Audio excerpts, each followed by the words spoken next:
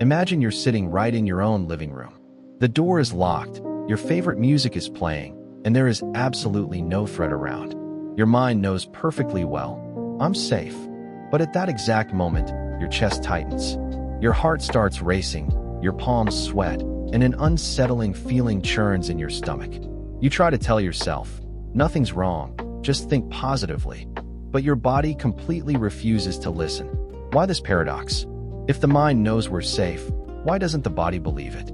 The answer lies in a truth you may never have heard. Your brain can lie to you and tell you that you're fine, but your body almost never lies. We often think of stress or trauma as something that only exists as memories in our minds. But science has proven the opposite. Your body is the one silently remembering and storing those wounds.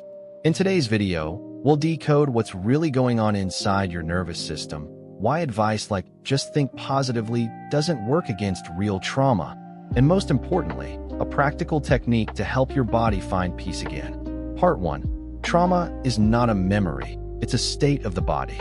Our biggest mistake when dealing with stress or past trauma is turning it into a logic puzzle. We think that just talking, just analyzing right and wrong, will get us over it. But trauma doesn't work that way. It's not a bad memory buried in the past. It's stored as a vital, automatic survival response right now. To understand this, look at how your brain functions under pressure. Deep inside the brain is a small structure called the amygdala, considered the body's threat detection center. When any sign of danger appears, the amygdala immediately hits the red alert button, activating the body's entire survival system, pumping adrenaline, increasing heart rate, and tensing muscles. This entire process happens in just a few milliseconds before the prefrontal cortex, the part of the brain responsible for rational thinking and language, even has time to receive the signal and analyze what's happening. Simply put, your body has already reacted to fear before you even consciously realize why you're afraid. This is why you can be so easily triggered by a particular tone of voice, a scent, or a certain phrase. Let's take a very common example. Someone grew up in a family with parents who were always yelling.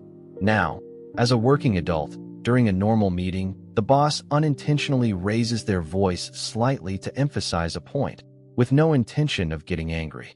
But immediately, that employee feels their chest tighten, their breath shorten, and a vague fear overwhelm them. Their rational mind knows the boss isn't mad, but their body doesn't care about that logic. Their body only recognizes a dangerous pattern from the past and immediately switches to survival mode. They are reacting to an old wound, not to the present moment. Part 2. Fight, flight, freeze, and the reaction we often forget. When it comes to stress or defense mechanisms, almost all of us are familiar with the phrase, fight or flight. These are instinctive reactions where the body directs all its energy to the muscles so that you either fight back against the danger or run for your life. However, the human nervous system is far more complex than that. When fighting is not feasible and fleeing is also impossible, our bodies activate two supreme survival defense responses that very few people notice: freeze and fawn. None of these states are due to your weakness. They are entirely controlled automatically by your autonomic nervous system. Imagine the autonomic nervous system as a car. It has a sympathetic branch that acts as the accelerator pedal, helping you speed up, increasing your heart rate to prepare for fight or flight. And it has a parasympathetic branch that acts as the brake, helping the body slow down, rest, and digest. But what happens when the danger is too great, exceeding your tolerance? At this point, the nervous system will press both the accelerator and the brake pedals simultaneously. The result is a state of freeze. The body realizes that both fighting and fleeing are futile, so it decides to cut off the power to the entire system to conserve energy and reduce the sensation of pain if injury occurs. Let's look at a very practical example from everyday life. Have you ever experienced entering an important exam room or standing before a crucial presentation, and suddenly your mind goes completely blank? You can't remember a single word, even though you studied thoroughly the night before. That's not because you're incompetent or lazy. It's because acute stress has hijacked all access to your working memory. Your nervous system perceives the exam room as a tiger's den, and it's pressed the freeze button to protect you. The fourth reaction, the fawn or soothing reaction, is a more subtle psychological trap. This is a state where a person immediately agrees, gives in, lowers their ego, and repeatedly apologizes in a conflict, even when they've done absolutely nothing wrong. Why do they do this? Because their nervous system has been programmed since childhood that the only way to survive and be safe from a hot-tempered parent is to please them at all costs. As they mature, their bodies retain that habit. Whenever they sense stress or conflict, their bodies automatically activate a calming response to seek safety, turning them into people-pleasers who just can't break free from it. Part 3. Why is just talking about it not enough? The reality is that when we experience sadness or hurt, the most common advice we receive is talk it out, or seek traditional talk therapy.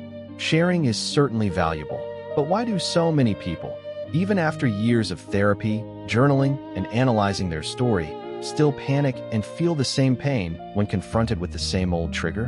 Because, as the title of Dr. Bessel van der Kolk's famous book points out, the body keeps the score, or the body remembers wounds. Psychological trauma is not stored at the linguistic level. Brain science has discovered something astonishing.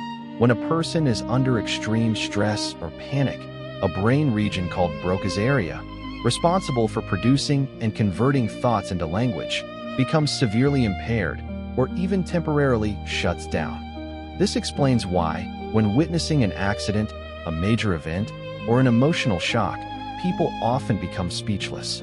We often say, "I have no words to express my feelings at that moment." In reality, your brain is physically unable to produce language at that moment. Because Broca's area is shut down, the entire traumatic experience is not encoded into a coherent story to be stored in ordinary memory. Instead, it's encoded as sensory and physical memory, a scent, a sound, a feeling of suffocation, or a chill down the spine. Imagine someone with a troubled childhood. Over the years, they might sit in a therapy office, using a perfectly calm, detached voice to recount their childhood as if telling someone else's story. Their rational mind has transformed it into a stable narrative. But the moment they step out of the room, a single, unintentional slam of a door from the next office, a very small sound, immediately causes their body to jump, their heart to pound, sweat to break out, and an overwhelming feeling of panic to take over. Why? Because the verbal account is stored in the cognitive cortex, while the imprint of the terrifying sound from years ago is firmly embedded in the sensory nervous system. To heal at its root, we can't just influence the mind. We must find a way to communicate directly with the body. Part 4. Exercises that affect the body, not just the mind. So how do we send a safe signal to the nervous system when rational thinking is completely powerless? Instead of trying to change our thinking from the top down, we need to learn a bottom-up approach. That is, using the body to regulate the mind. Below are 3 scientifically proven methods you can implement right now to regulate your nervous system. Remember, these are tools to help the body release stress, not a replacement for professional medical treatment. The first method is rhythmic movement. When you're stressed, your survival energy, adrenaline, and cortisol builds up in your muscles like a tightly compressed spring. Sitting still and trying to think only makes that spring want to explode. Instead, get up and walk around, dance, or even clap and drum. Scientific studies show that rhythmic, bilateral body movements, like stepping your left foot then your right, can activate and reintegrate activity between the 2 hemispheres of the brain, helping to release negative energy trapped in the body.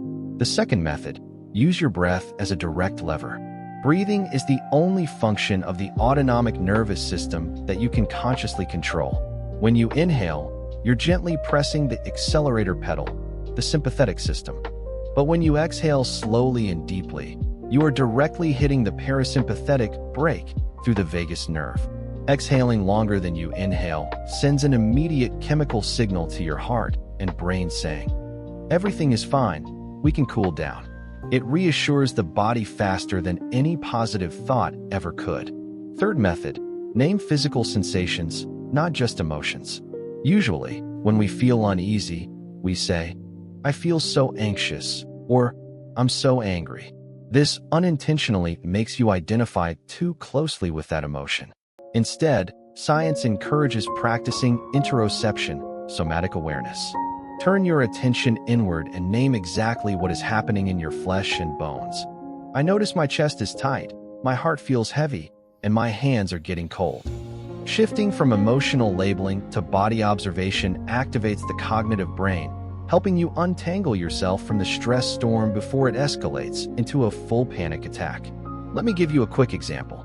Before a difficult phone call with a partner, you feel that familiar dread creeping in.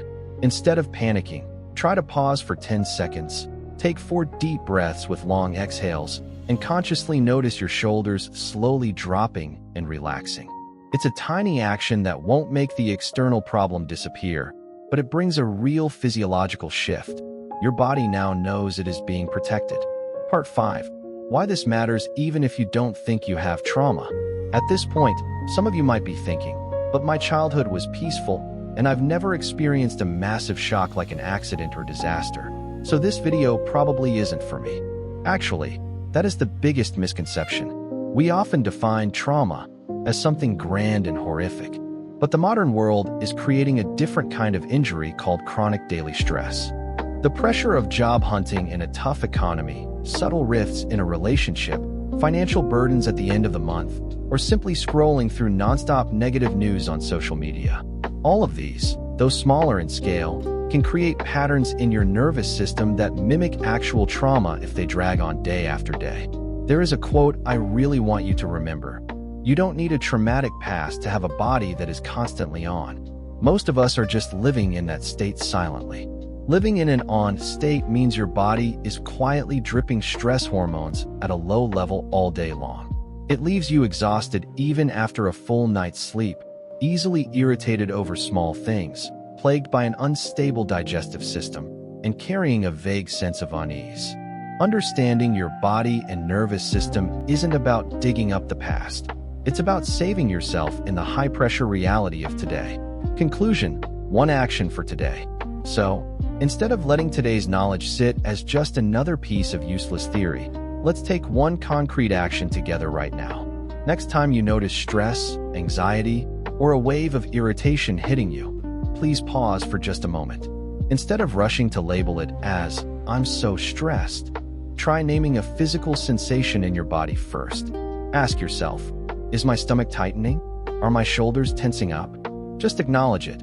You don't need to fix it, and you don't need to force yourself to calm down immediately. Just let your body know that you are here, and you are listening. I'd love to hear your experience. When you're under pressure, where do you feel that stress show up first in your body?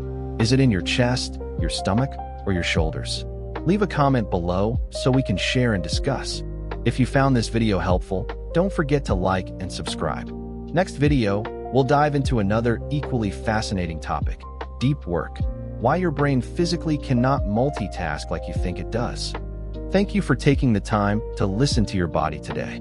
Goodbye, and I'll see you in the next journey.